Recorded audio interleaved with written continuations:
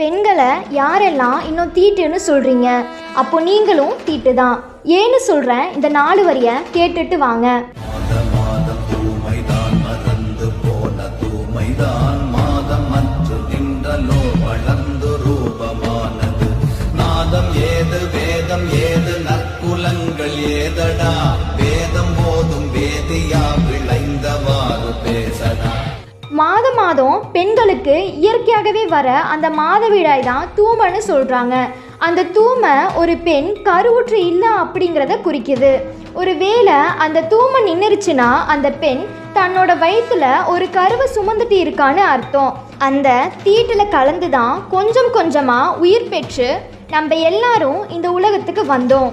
இதில் நாதம் என்ன, வேதம் என்ன, இல்லை நற்குணங்கள் தான் என்ன? வெறும் வாயில மட்டும் வேதம்னு சொல்லி உயர்ந்த குலம்னு பேசுகிற நீங்கள் அந்த தூய்மையில் இருந்து தான் பிறந்தீங்கிறத மறந்துடாதீங்க.